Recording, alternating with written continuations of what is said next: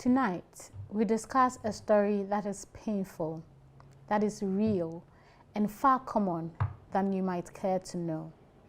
It is the abuse of the male child. Usually, when the topic of abuse comes up, especially sexual abuse, we tend to think of the female child or the female gender. But you'll be surprised to realize that most young men, or most men in general's first experience with sex was through abuse. An older woman took advantage of them, or even sometimes an older man took advantage of them. Unfortunately, that is a story we have on the table for discussion. It is going to be a real one. It is going to be more jarring than I would like to admit, but it is going to be a teachable moment. We are going to learn, and we are going to see how best we can help young boys or boys in general who find themselves in this situation. My name is Evie, the usual host for the show, and this evening we are here with another educational episode of Real Talk here at the studios of Hope TV Ghana. We are live on Facebook and YouTube as well, Hope TV Ghana. So let's make the conversation interactive by leaving our thoughts, our suggestions, our comments under the comment section. As usual, I never do this by myself. I can't possibly do this by myself. So I found you the right person to have the right conversation. She's no stranger to this channel and no stranger to this show as well. She's none other than Counselor Perfect Odro. Counselor, how are you doing? I'm well. You are looking splendid. Thank you. You too. I like the color, the orange and the black. They're looking very beautiful. You are just taking the lead because I had a lot to say. Because it's been a while. Because if I leave you, you say that's why I'm taking over and I'm saying. You are looking splendid. Thank you. You too. And I heard your laugh when I was climbing up. That joyous, full of life. It's good. Keep it. Thank you.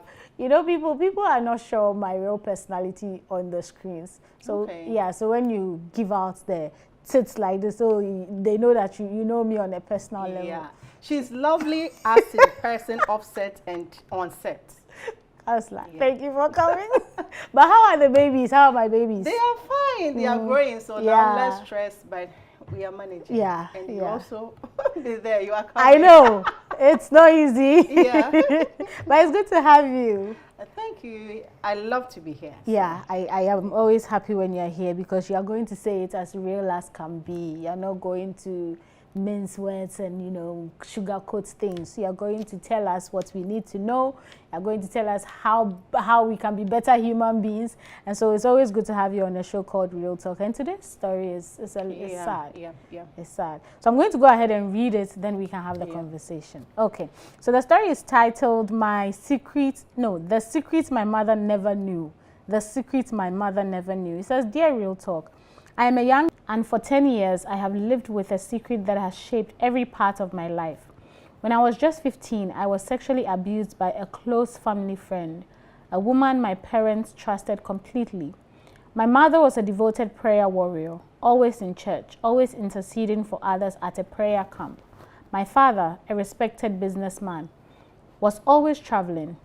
Both parents were so busy leaving me in the hands of this total stranger they felt was a good neighbor. They never cared to ask how I was doing or how I was feeling. How could I tell them what had happened? I was just a boy, confused and didn't know what was actually happening. And afraid they would never believe me, or worse, that they would blame me. The experience broke something inside me. As I grew older, the silence became a prison. I turned to pornography, anger, and isolation to cope. I can't date, and even when I do, this woman's image comes into my mind. I served in church, sang in the choir, smiled on stage, but inside I carried a darkness I couldn't name. I prayed for healing, but the pain never fully left. A few months ago, something happened that reopened the wound. I saw my abuser, this time standing in a church pulpit, preaching about holiness. My heart nearly stopped. I wanted to scream. I wanted to tell the world, but then I thought of my parents, my church, the shame, the disbelief, and I froze. So I am writing now because I don't know what to do. Should I tell my parents and risk breaking their hearts? Should I confront this woman, even if no one believes me? Or should I just keep silent and let God handle it? Counselor, I have countless of times I hear that people who abuse children or anyone at all are close family members. Either they are cousins, sometimes even fathers, you know, and sometimes even if they are not family, they are close family friends. Is this true? Yeah, it's very true. You can Google it. The research is out there. Okay. You realize that people who are close, research shows that people who are close to us are likely to abuse our children than strangers.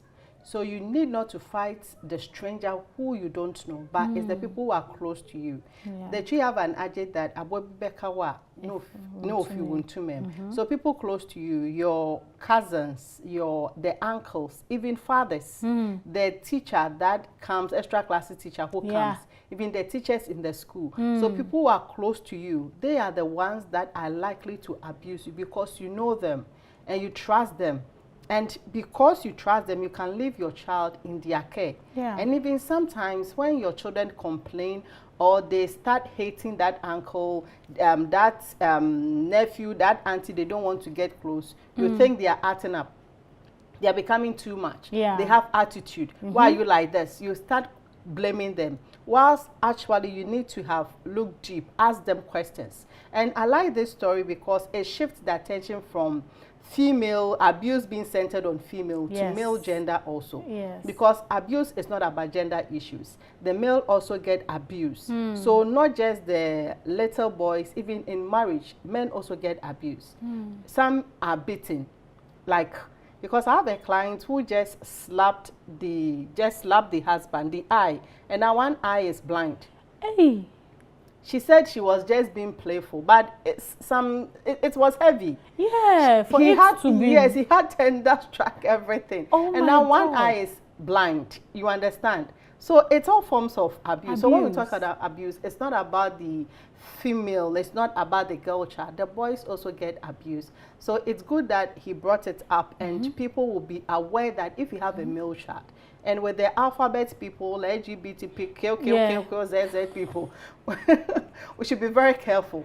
Yeah. Because this one is a female abusing a male child, 15. Yes. And sometimes even as little as 1 year, 2 years, and the rest. These alphabet people abuse them. So when we talk about abuse, it's not gender-based. It cuts across, and it's people who are close to you.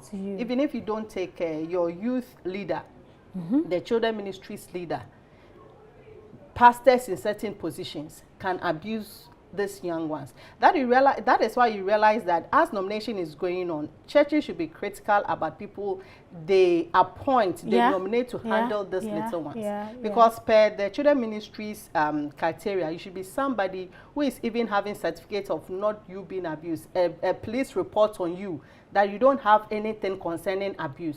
If a youth leader, power founder leader, adventure leader, you need to have that certification that you have no record of you being abused. If there's any speculation about you, about abuse, you need not to be appointed to handle those little ones because they trust you. Yes. And sometimes because of trust, you do certain things to them and they can't even come forth as this young man has done. And Counselor, I read somewhere that majority of the time, the boys that we have in society, their first experience with sex is usually an older woman that they knew. Yeah. I was very surprised when I read it. Somebody would say, oh, you know how society makes it look like, oh, as for boys, they experiment and they have experience more than girls because society is busy telling the girl, be careful, be careful. But you go in there, you talk to, I spoke to someone and then I was asking, oh, like your first experience. And the person mentioned a very tender age. He said 9. And I said, 9, who do you know? So I thought it was mommy, papa, play. She said, oh, an auntie that was living with us and helping my mother out. Yeah. And I asked, do you know you were abused? And you know how boys are, oh, he just, you know, it was one of those things. I'm like, no. Yeah, maybe he is not having the implications. Maybe. Or he has overcome the implications, or some people, they enjoy what happened to them. Yeah. We have different set of people. So he thinks it's okay, but deep down, it's not right. And as you are saying, is the truth. That is why most people who bring maid servants around, you should be very careful. You should not leave them alone with your children without you not checking in uninterruptedly. Yep. you should not let them close the door. You should come home at any time so that you can pop in and check. And you should let the children also be able to tell you. It's very true. Yeah. Most men, their first experience is with older people. They teach them what sex is about. So it's not about the right way of learning what sex is. It happened. So if you have an auntie, whatever, and one thing is we trust people so much, what we see, that we forget that people can switch at any point in time. And since you have not been with the person for every minute in their life, you don't know what actually they are dealing with. So be careful, because it happened. Older people, maid, aunties, uncles, they introduce those young ones to sex. Yeah. That's very sad. That's, you think, and you know the story, he said that his mother will go for Bible prayer, father will travel, and then they'll leave him with this neighbor thinking that, oh, we've got somebody that is willing to watch over our son. And they don't even ask him that, oh, how is it with this auntie? What happens? They just assume that it is okay. And they never questioned, or they never asked if it was okay. And they never even created an environment where the boy felt safe to come to them the moment it started. He said he thought they would blame him.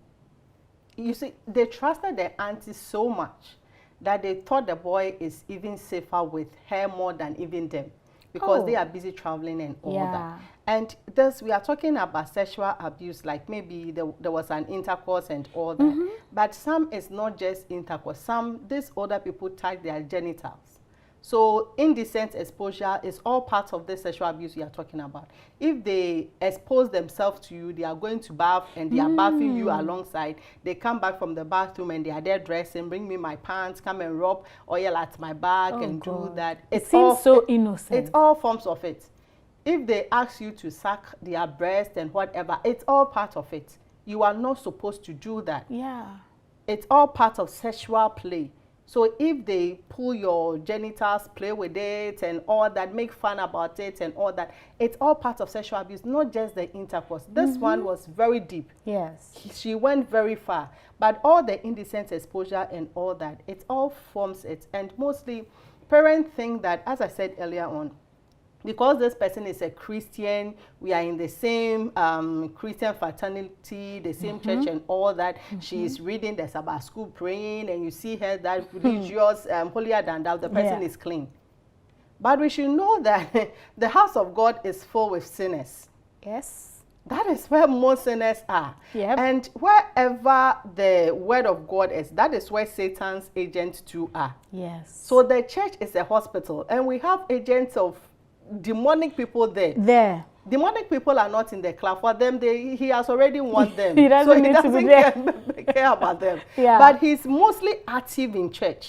So you have all these people in church trying to get the few that belongs to God to his side. So you seeing somebody being so good and you always going for prayer meeting, he said the mother was busy praying for others whilst your home, your child was going through this. It's sad. It is. It is. Now let's talk about the effect abuse has on young people, or even people in general. But in this case, the young man, 15 at the time, he said he started watching pornography. He had anger issues, and then he started isolating. What are some of the effects of, you know, being abused, and how can it manifest that parents should start paying attention to? If you see your child maybe suddenly they become angry, you know, parents, oh, it's the teen years, teenager there, you should experience, hey, as for that time, it is a difficult year, so they just explain it away. But maybe these signs that the children exhibit are telling more than they actually are willing to share with you. When you come to the adolescent period, they go through a lot, and depression is even heightened there. So they are changing, their body is changing, they don't understand themselves. Now they are young adults, they think they know much about the world. They want to have their own experience. The parents are saying no. So that rift between parents and all that, the hormones is very high because the pubic hair is coming, their sexual organs are enlarging. That causes them to just have that anger issues, depression and all that. So you should be closer to him, explain things to him that this is a phase, it's going to pass. You get 18, 20, 21, one, it's going to slow down for you. But you need to take your vitamins, you need to exercise, you need to do this. You need to guide them, and you need to have avenue for them to come around to talk to you, because this boy never had that relationship with the family. You understand that he can go to the father or the mother and say that this is what I'm experiencing, this is what I'm going through. And he stated that he's having anger issues. Yeah. You see, the anger is stemming from he's hurt. Emotional, he's hurt, and he's not able to express himself to anybody. So he's holding all this up. It's eating him up. He wants to just say it, as he said, when he saw the woman on the pulpit preaching. He wants to scream. Yeah. He wants to say his truth so that he'll be free. But he's bottling it up because he's afraid that even if I say it, they will not believe me. So he's keeping everything. So that is where the anger is coming from. He's also angry because he does not like what the lady is doing. And the lady is in a better position than him. So the lady can harm him, the lady cannot give the pleasure that now, you see, he's been abused, but he also enjoys it. He has been introduced to sex. So the anger, I don't want this, but I enjoy it. So guilt. The guilt, I don't want this, but I enjoy it. So you tend to be angry with yourself, angry with everybody around. You can't see my pain, but he sees it. And when he talk about the masturbation bit, you see, now, as I said, he's enjoying it. And he knows that it's bad with the woman. Yes. He can't continually be with the woman because he knows that it's wrong. So he will not go for it. If the woman can't initiate, then at least she's forcing him to do it. But now he masturbates to give himself pleasure because the woman has introduced him to a new world. That he shouldn't have known till he got married or he's older enough to understand. But now he has been opened a new world of pleasure. And sex is the highest pleasure that you can get. That is the highest that God gave man. Okay. That is why it equates to you taking drugs and alcohol and all that. You can't have the same. So love itself is an addiction. Some people are addicted to people. So last I would say, yes, they're addicted to people. If they don't hear their voice, they are not okay. Some people, they are so much attached. We call it attachment. But in other layman language, addicted. If they just see the photo of the person they love, they are okay. Some, they just want to hear the voice. So you realize that they will just be looking on the screen of their phone, wanting just one text message, SMS from them, so that they'll be okay. It's addiction, just like the other drugs and the rest. So sex is that because it involves a lot, love, your heart and emotions. So now he doesn't want it from the lady. He also wants to have it, so he's going to masturbate. And masturbation comes with you excluding yourself because it's shame, it's guilt, and you need to do it where nobody is. So you need to exclude yourself in the washroom. You need to always isolate yourself. And the guilt of you going to God, because when you are praying, you feel like God can't hear you because the devil of that really sin. Remind you of your sin. That you think, who do you think you are praying to? You know? He's a smart one. You understand? He doesn't want you to pray. So you just say something short and just stand up that I'm sinful, I can't approach God. But that is the time that God wants you to approach him. So all that is what, if he doesn't take care, he's going to get depressed. Depression is going to set in because he needs somebody to open up to. Needs somebody he needs to tell that this is what happened to me when I was 15. And 15 years, he's old, a bit old enough to, so that is GSS 3. A GSS 3 child. Going on. So even he's old enough that you need not to leave him with that woman. You can just prepare his meals, eat this, and do your homework and all that. You don't trust him to be by himself, but look at where you're. That is what some parents, you see, when the child is young, if you know that this is your schedule, learn to teach them also how to be independent. So that you don't need a lot of people in your space who are going to harm them. Because a Form 3 student can at least do certain things for himself. People are in the boarding house. So you trusting everything to this woman, and you not also having that conversation with him.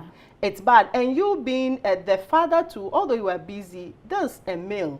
And men need to train their male child. You see, if you don't train your male child, most men get married and they don't know the roles of a husband because they were not trained.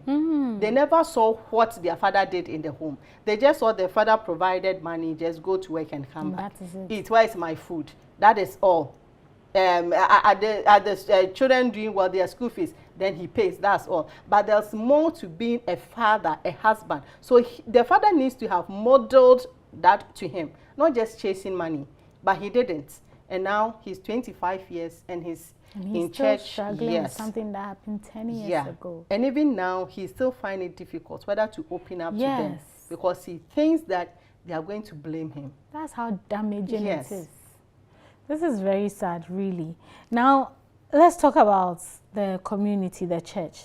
You know, he says he sings at church. He's a very active church boy, if you can see. He's singing at church, he's doing this at church, but he never got the courage to open up to somebody. And I know that, unfortunately, our church culture on abuse, sexual abuse per se, is not great. It's like, we don't want to talk about it, we avoid it, we cover it, we are quick to say, whatever you're going through, pray. We are not quick to say, talk to somebody, and even the trust to talk to somebody. Because like the people in the church, you're even afraid, as I've opened up to you, I'm going to hear my story on the pulpit the next time. We don't try, like you said, the people that we have put in certain positions, excuse me, say they are not qualified. They can't keep the confidentiality. You tell them something, they are telling everyone. They don't even have the skills to help you out. It's about high time church puts the right people in certain positions. Like you mentioned, the young person, the young adults, children, that's fine. It's not just about, oh, we think this is a right person, but maybe we should look at the person's qualification as well.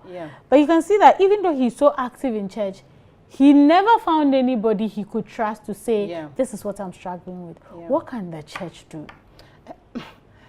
I don't want to say that the church disappointed him. They did. Say it. Because there should be somebody in church that he should be okay to talk to, that him or her.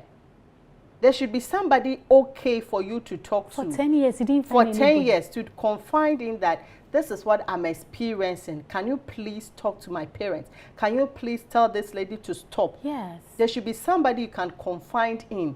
If they are youth ministers, youth ministries, PEF, and all that. So he was Pathfinder. He's around that Pathfinder age. So Pathfinder, and he can't confide in the Pathfinder, the counselors teaching him and all that. And then he grew. He grew 25 years. Still in the church. It's not the best. And you see, one thing with abuse, I always emphasize on is, those who are abused, the likelihood of they also abusing others is high. It's like, it's like being, coming from a divorce home. The likelihood of you also, your marriage ending up in divorce is high, because it's what you see is what you are going to exhibit. So we always talk about ending abuse, because we know that if we don't stop, it's going to be a vicious cycle going up, and they are abused, they also abuse somebody, and it continues, and that is not the best. So as a church, if he had nobody in the church to walk up to talk to, trust, then there's something wrong, because the family ministries, you need to have a counselor there. You need to have somebody. If you can't talk to the pastor, there should be somebody that you can talk to. You know that your issues will not go out. Because personally, when we go to church, we go to youth camps, we go to camp meeting. When I educate them, I tell them, if you need to talk, I'm always around. So when you see me sitting under the tree or whatever, I sit and put another chair. So you just drop in and let's talk. And some, when they come and say certain things to you, they don't want you to talk to their father. They don't want you to talk to their parents, because they are that scared. So you start helping them, building their confidence, helping them to stop whatever they are going through, before you rope the parents in that this is what your child is going through. You know this because you are certified. You know this because your what's it called? Your role, even you are not allowed to share it. Like this is your it's your professional life, as well as you trying to help. But the layman that they have put in that position doesn't even know that professionally they are licensed not to share. So immediately you tell them, they will turn it to, hey, you know, Kwesi Mensah came and he says he has been abused. 10 years ago. And they think it is okay because they don't No. see the consequences of their actions. No, you don't. And you see, I always say that you need not to be a counselor before you learn to have to be people's confidant. You understand? If you have become one sign of maturity is you don't tell what people tell you. Whatever you see, it's not everything you see that you say. It's not everything you hear that you say. You need to keep certain things close, because if we are to say everything, the world will come to an end. You understand? You need to give people that privilege. You need to give that care to people. So personally, even before I became a counselor, it's not everything that if you are my friend and you tell me certain things, I tell you that this thing you are telling me is damning. It's better you don't tell anybody else. Keep it to yourself. Yeah. And let's handle it. If you are okay, then you can open up, then that's okay. But for now, be careful, because it's going to shut you down. We need to give care to people. So if this child never had anybody in the church to open up to, somebody who can go to the mother and say, this happened, it's not the best. Because our children need that. And believe you me, he's not the first and he'll not be the last. We have people in our youth ministry, our youth churches, who are going through a lot. And sometimes when they start talking, you realize that they just want to cry, they just want to scream. You see, they are not, the Gen Zs are different. The Alpha generations, they are different. They just want to act. They just want to attack the person. They just don't know how to handle it. So this is high time we need to come to their level and understand them. Because if your child is misbehaving, is acting out, don't be quick to condemn them. Yeah. Because sometimes what they are dealing with, you need to solve it rather than just solving how they react to issues. Yeah. It's very, very sad. And to think that first his parents failed him, then the church where he found solace failed him. So the question is, where should he go? Who should he talk to? So we'll continue with the conversation after this break. Please do not go anywhere. When we come back, we'll delve more into the story of how this abuser was in the church, how she had the courage to stand on the pulpit and preach about holiness. We'll be back. Do not go anywhere. This is Real Talk.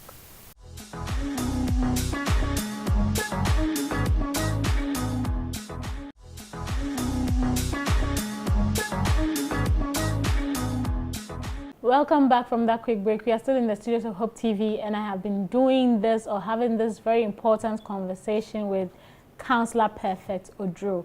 Today we are talking about a very real, painful story of a young man who is now 25, but was abused since he was 15, or was abused 10 years ago by a close, trusted family friend. His parents leaves him there, mother goes to church, very busy in the church, father is traveling all over the place, and this woman took advantage of this poor boy, which led him into certain behaviors that he's not proud of. He started watching porn, he had anger issues, he isolated himself, there's a bit of depression in there, and now he's 25, very active in the church. He says he prayed, he was healed somewhat, but not, all the way through. And unfortunately, he was triggered the day he saw this woman again at church, standing on the pulpit preaching about holiness. And he realizes that he's not as healed as he thought he was, because everything came rushing back. The anger, the pain. He doesn't know what to do, who to talk to, or even how to move on from here. Counselor, we've spoken about the church, we've spoken about parents, but let's talk about culture or society and our attitude towards abuse, especially of the male child.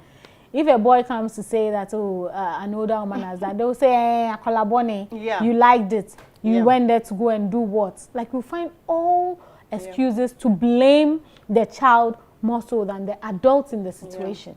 And if you're a male, your gender doesn't even help you. They'll make it look like a boy as young as 15 could have forced a grown woman, So as a society, as culture, like, how can we just be better human beings and protect the children? You see, as a male, their anatomy is different from the female. That is why when it comes to rape, it's difficult for the men to report rape than the female. Because for the male, you need to be aroused before you can penetrate. So how come if they raped you, you are aroused? But your body can betray you. But you should realize that your body can betray, your mind don't want it. Yes. But because of how the anatomy is, how God created there's you. certain things you touch that. If you touch certain things, it's just erect. Yeah. It doesn't mean that I want it. Right. I'm fighting it. Yeah. So that is where society should understand that although this is how men were created, it doesn't mean that whenever there is an erection, that is their desire. Some even fight it. Yeah. They don't want it up. They just, but it's because the person has initiated it, has initiated the touch and the illicit passion in them. It just comes and they do it. It doesn't mean that they wanted it. They never consented to it in the first. Right. But for the female, you know that they can penetrate without you being ready and all that. So that is the bit different, and society think that for men also, they place a lot of priority on sex. You being a man is you can perform and all that. And they rather chase ladies to give them access to that. And our ladies is giving it to you freely. And you are here saying the person raped me. Really? Yeah. You understand? So that narrations that society is having makes a lot of men not even come out to say that they were raped. But most of them, some are being raped. Yeah. But they don't come out. Yeah. But this is a young boy, 15 years, and this woman has done this to him. Yeah. And society also make men to shush their emotion. That you need not to be loud. A man need not to be loud. A man need not to cry. You need to bottle up your emotions. But who says that? We're created in the image of God. We are all created equally. Yes. So the emotions that female need to express, they also need to express it. Just that females, we express our emotions more. Yes. We talk more. Yes. And it's just because of our orientation. Society allows us to do that. Oh, your bar. So you can cry. Oh, for ladies, they are crying and all that. Yeah. For a man, no. You understand? So it's not how God created men, but it's how society has made men to form some gender roles and gender responsibilities placed on men that has forced them into that box that men soon. Man bema de totu esi bema bon since you man sana waham, then they become gassy, then you understand. But that is not it. You are also human in the first place before being a male. So you need also to express your emotions. Yeah. If we're sad, you need to express it, but in an appropriate way. True. As a man, you can't be wailing and all that. And even a woman, you realize that when you get to a certain class, you don't wail. You don't go to funerals, and I like to cite this example. You see the children of the past formal first lady. Oh, Nana Kunedu. How they are handled the grieving. Yeah. Nicely. Very demure. Demure. Classy. You understand? And you see the Yano, the hands on the head and wailing as if rolling on the floor. You understand? And somebody was saying they are wailing because of the mortuary fees and the money. The expenses. But this one they are being taken care of. So even when you are crying, you just dip your eyes and that is it. You understand? No, but you could even tell they were very broken. But they were. It's true. Yes. Look at the last one. She was like very broken. Even the crying is just you get it. So even as ladies, you get to certain and you will not be rolling on the floor, wailing it. You know, if you want to do it to your room, even the classy one, you don't do that. You understand? It's the outside that you can. You get it. So even expressing emotions, we have limits. You can't get angry and smash a television and just no. Yeah. So it's the same thing. So as we are telling men to express their emotions, we are also telling women that you need to control your emotions. Yeah. Express them, but learn to control them. You don't hurt people with it, but you are expressing to be okay. It's okay to cry. So the same thing applies to men. It doesn't mean that you should keep everything bottled in. So society has made that rule, and it's not right. Because when the Bible makes a reference that when we come to Christ, there's no east or west, there's no male or female. We are all one. So it means that whatever the male, you need to express it. So this child was not able to, he was not allowed to express his anger, to tell the parent that this is what is happening to me, and I don't want to go there again. And I can imagine the lady abusing her for the first time, and the mother coming back from her prayer conference and singing all praises about this woman and pushing you again, looking at her. Asking, can't you see that there's something different? Can't you tell that I'm not okay? I think the child will be silent because we act. Yeah. The child will be silent and quiet and all that. But I think the mother will go ahead and tell you, why are you moody? We are doing everything for you. How I'm struggling. And meanwhile, sometimes in the silence, he's hoping that you would see that there's something wrong. You and ask draw further, him close. you push. You say, what is wrong? Some children, they will tell you they are okay. But the more you push. Yes, because that's your child. You should know if my child is okay, you be like this. You should push. And even when they are young, you should let them sit on your lap. And as they are crying, tell them, you are a prayer answered from God. I prayed for you. I wanted to give birth and God gave you to me. So anything that bothers you bothers me also. Just give them and open up to me. I'm your mother. I'm not going to do anything to harm you. I'm rather going to fight for you. I always let my children know that whoever fights you, I'll fight them. So when they tell you, if your teachers or anybody, don't tell your mother, they are lying. Tell mommy. Tell me, because I'll ready and I'll go there and fight. And sometimes when they come back from school and they tell me certain things, they say, Mommy, don't call. Don't go and fight. I know you. Don't call them, so I'll not call. You said I should not come. And so I realized that when they say it, they rather victimize them. Yes, the school, everything, go and call your mommy. Yes, and they don't like that, so I will not call.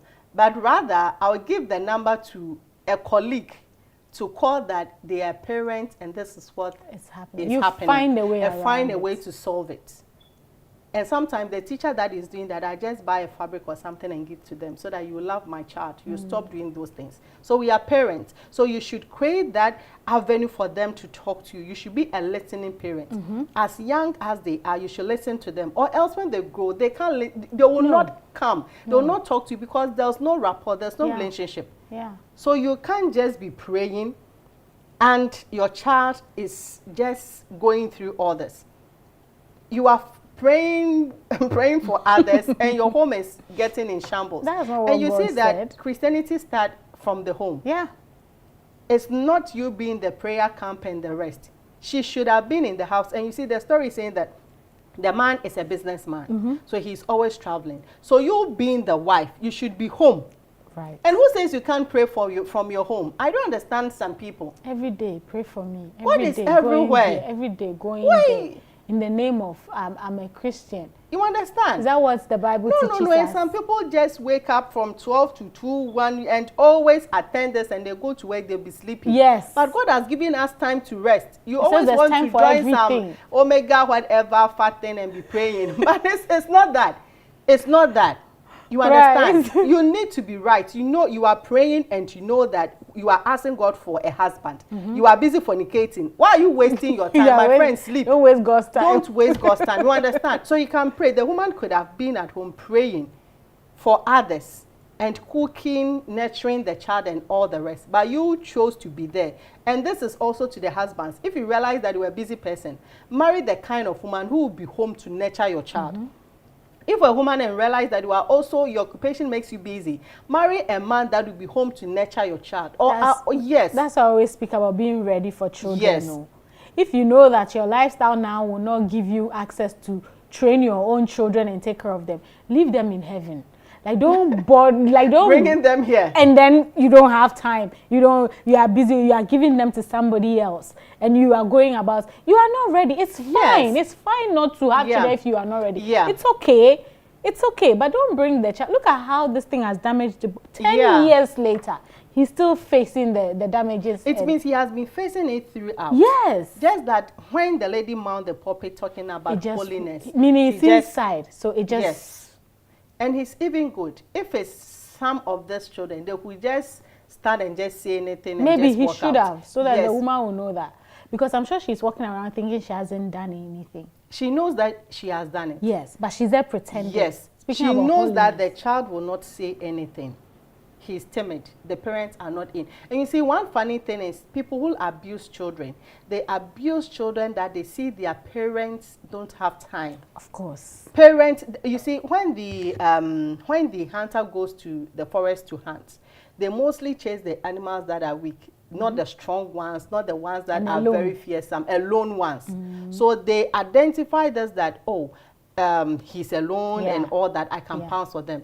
The children that their parents are very vocal, they're always talking to them. They know that this woman, most people don't go near. Yes, because they know the child will tell mommy or daddy. The child will tell. Yes. The child always is having conversation with them. Yes. They are always doing something. So the child is going to say it will slip out. Yes. So if we're parents, you should create boundaries around your child. The woman was busy, the man was busy, and now look at what is happening to the child. And now let's even talk about the woman that abused him, the abuser. Let's say she's sorry. Let's say she says, oh, I didn't do it, and so now she has changed, and so she's preaching about holiness because she has repented. Do you think that she can just say she's sorry and pray to God about it without coming forward and letting the boy know that I have hurt you, I didn't do well, please forgive me? No, it's not enough. With abuse, the boy needs to heal. And one point of healing is he telling his truth to the parents. The woman confronting the woman also. It's a process. You can't hurt somebody and think that I've now repented, so it's okay. Yeah. You need to go to them and apologize. That's why the Lord said that if you hurt somebody, go to them, apologize. If they don't accept it, go with elders. If still, then you just consider the person to be an atheist, a hating, then you go off your way. So this one, even if she has repented, she has not repented. She's just being a fake Christian, holier than thou. They are full with the word of God, the quotations in their mouth, but their heart is far away from God. She is just one of such people. And this woman needs to be brought down from the pulpit. The pulpit is not for such people. No. You can't be hurting people, and this is the first one who is voicing out. How do we, right? How do we know that we have others also? Yes. She's been doing it to others, not just him. Maybe others also. Right. So the man needs to, this young man needs to tell the parents about it. Talk to the parents about it. Then the parents should rope in this woman and talk to her.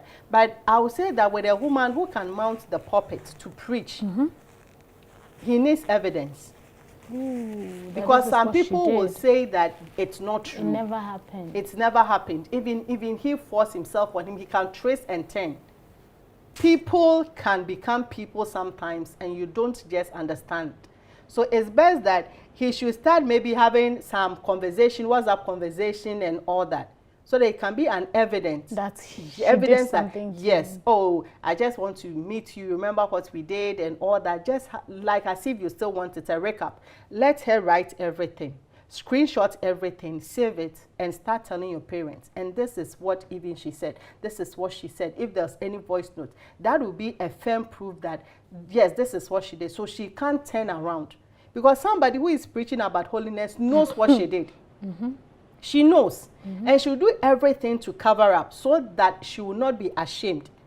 So it's better she get evidence. And if parents, your child comes to you with such things, you don't defend people against your child. I always say this. You need to listen to your child first. Even if outside people are screaming, saying a lot about your child, it's best you tell them that I'm going to talk to my child. Don't join people. People to say, oh, yeah, collaborating things. Yeah. People are fond of doing that. Yeah. Then they'll be knocking their, giving them the knock and all that. Why no, don't do that. Why are you disrespectful to auntie? Apologize. Once in deep, you realize that your child was even right. Yes. So it's better you say that, oh, sorry, I'll talk to him. I'll get to the bottom of this. Take your child home. Ask them what happened. When they tell you and you find out that your child is wrong, go with your child to that fellow person and let your child apologize. After apologize, you also add your bits. Yes. It's okay. And go. But if you realize that your child is right, go back to the person and confront them that what you did was wrong. My child was right. Yeah. The child being a child, young doesn't mean that you can just molest the person and do anything and say anything to the child. Next time, don't do that to the child. My child was right. And that person will not harm your child again. They'll go, I know some people go, will say, oh, okay, but they know the truth. And God is your witness. Yeah. So with this, if you have a child or this young man goes to the parents with this evidence, it's better they sit down, accept, call this woman, and confront her. And going forward, they should give him the care. If he cries and all that, the father needs to come in here to educate him more about sex. Because now he's having the perverted way of sex. Yes. He doesn't know the right way of what sex is supposed to be in marriage. So if perchance he get married, he's having this bad connotation about sex. That is why you asked earlier that we don't talk about sex and all that. Yes, we don't. We don't, because sex itself is a secret thing. People who do it in the open, we know that they are crazy. They are mad. Nobody does it. Yes. If you catch somebody, you say, who is this mad person? You understand? Even if you drive around and see people partying and kissing, tell them, get a room. Yes. You understand? Get a room. So it's something we do in secrecy. It's holy, it's sacred. So it should not be common. So we don't mostly talk about it because of how sacred it is and how it can harm you if you don't, if not in the right relationship. Right. But it's not that we don't, you need also to talk about the implications, how to go about it, but it should be age appropriate. That is very key. You need to talk about sex to your children, but it should be age appropriate. When they are young, you should need to teach them the private part, the public part. If somebody touch your legs, it's okay. Touch my face, it's okay. Touch my hands, it's okay. But if somebody touch my bust area, it's not. If somebody touch my bum, it's not okay. My PP, my VV, it's not okay. You need to report. If somebody shows certain things to you, it's not okay. If an adult give you the phone and you realize that what is watching is mommy and daddy, some old people are naked, don't watch it. Scroll. Give the phone. Don't watch it. You need to give them age appropriate. And when they become adolescents, you need to go all out, telling them that if you do, you impregnate somebody. Because now you have semen in that thing that you are carrying. If you don't take care, you have you get pregnant, and your education and whatever come to a close. So you need to give them age appropriate message. But we don't go about saying the graphic one. No. We leave that to when you get married, you unwrap the package and you enjoy. I mean, as a young person, if you come in and you're telling me all these things about sex and it's so raw, I'll run away. What is that supposed to be? I don't really understand. But let's look at how this young man can heal. Like, what are some of the steps he can take to heal? So the first step is he gathering up the courage to tell the parents. He can't heal when he keeps it a secret. It's like a cancer. It's eating him up. If he doesn't take care, he can't have any meaningful relationship because of this. It's going to affect him. It will delay his getting married. It will delay how he sees women, especially adult women. And you see, we have some people. I have a client who said he's attracted to older people, and just because of some of this. His first experience was an older person, so he's just as attracted. So he wanted to, he's ready to get married. And when I said he should start mingling with young ones and talking to them and all that.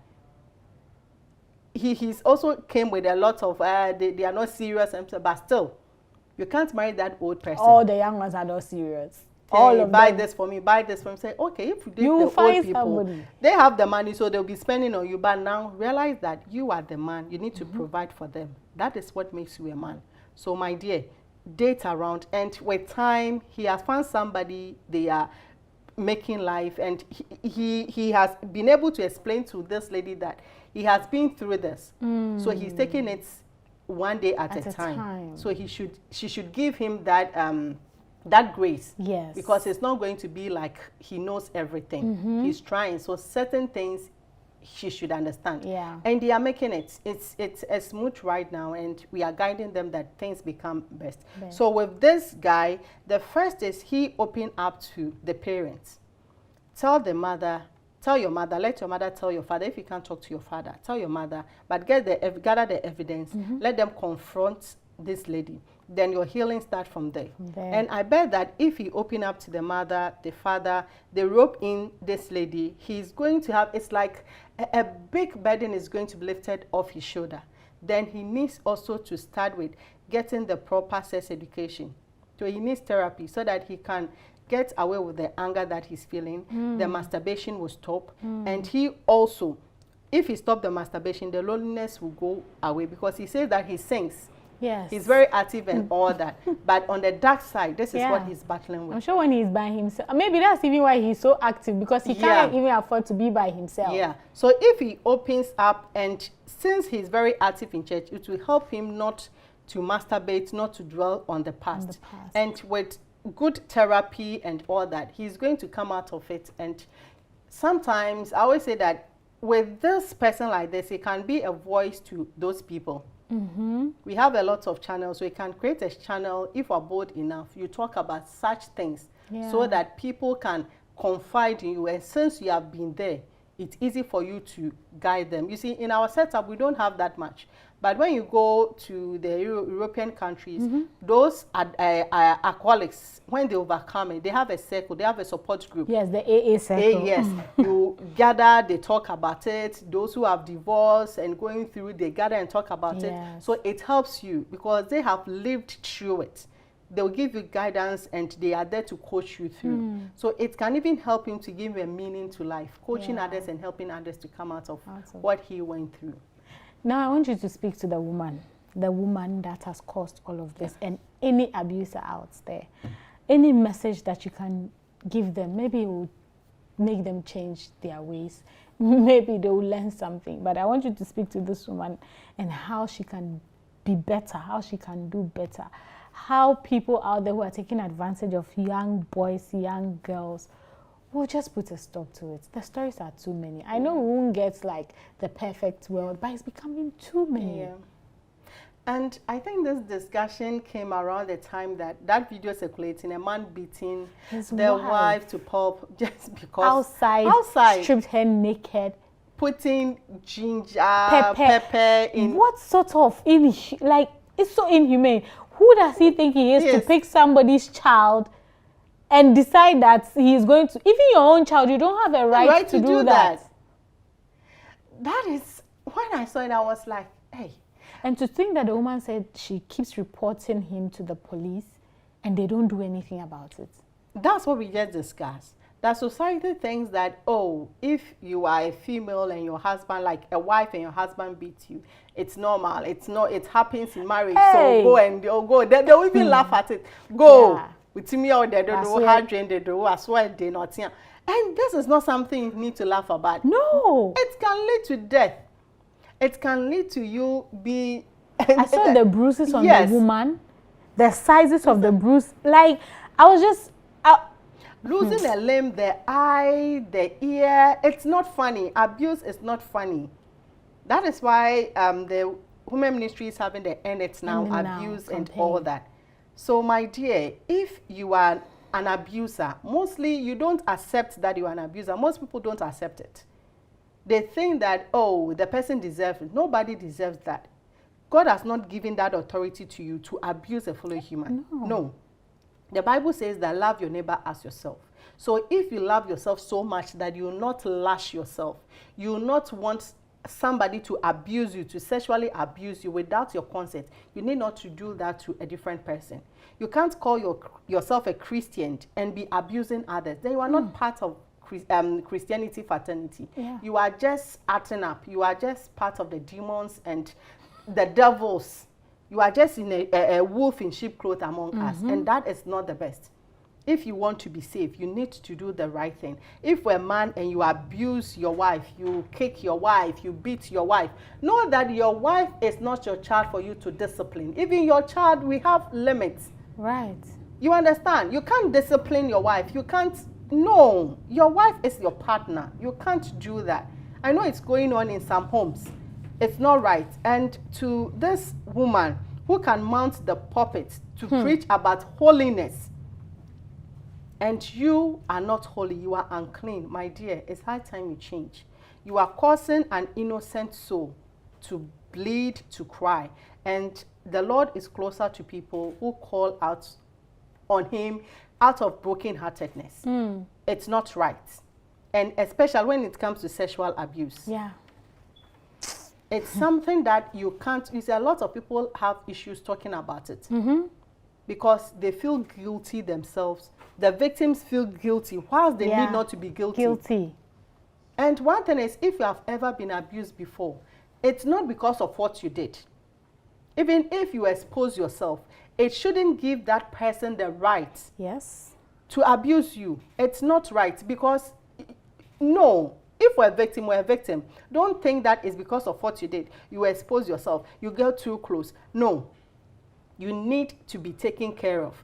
If our abuser, as I said earlier on, the Lord talks against it, society talk against it, and our law also backs it. It's against humanity. You need to not to do that. You are talking about holiness and you are doing things that are anti-holiness. Yeah. It's not right. It's better you go to this young man, apologize. If you have ever hurt somebody, get off your high horses, go to them and apologize to them. That is the first step of Christianity. Yes. Because with this, you are making it hard for the person to forgive you. You are making the person hold on to resentment. It's difficult for the person to forgive you. Yeah. So go to them. As the Bible says, if I've wronged somebody, go to them at peace and let the person be able to forgive you. And I know that forgiveness is not going to be a one-day job. It depends on our individual, our maturity, and our temperament and the rest. Some people, it takes long for them to let things go. Yeah. Some people, they just can, the sanguine people, they can just let it go just now.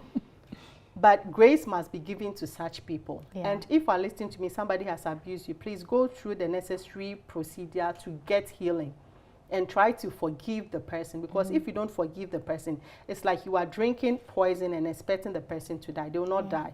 You have imprisoned yourself and the person is free. So go through the right channels. Get somebody you can talk to. And I have pastors too who have gone through this training, the counseling thing. So you can talk to them. And I always say that if a pastor and somebody comes, you should give the professional therapy service to the person. Not, you understand? Right. Because sometimes one reason why people don't like going to the pastors is, you see, we see pastors to see us as holy. So my pastor, you want the pastor to say that you are holy.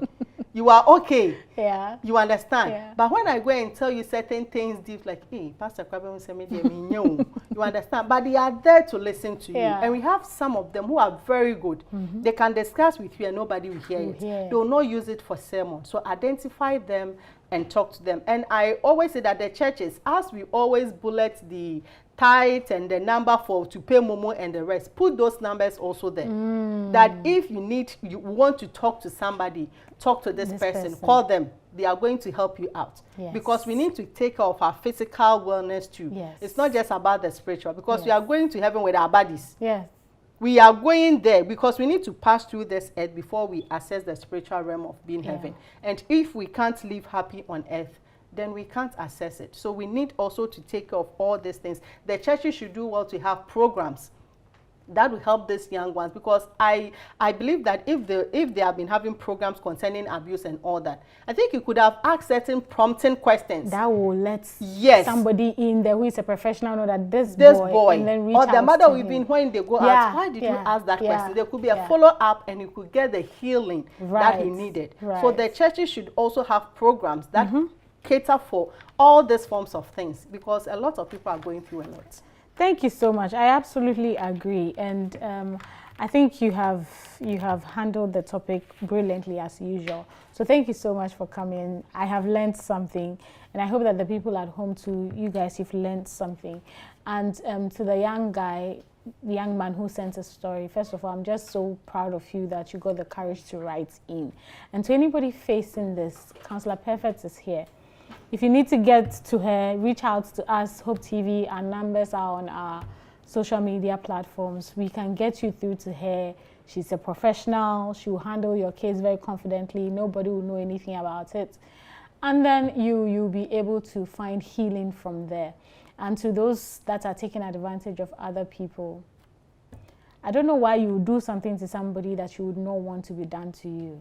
I don't know why we live in this world and we think that it is our right to take things that don't belong to us, to do things that when done to us will not be happy. I just hope that you find healing too, and then you pray and change from your ways. Because standing on the pulpit and talking about holiness is not what will take you to heaven. It's your deeds.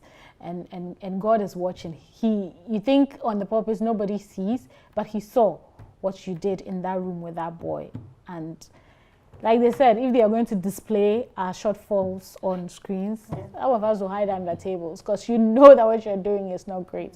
But I'm grateful that we've been able to have the conversation, and I'm grateful that we have learned something, and I'm grateful that the young man has gotten some solutions to the problem. We'll be back same time next week with another interesting conversation. This is Real Talk. You know how we do it. We have real conversations with real people.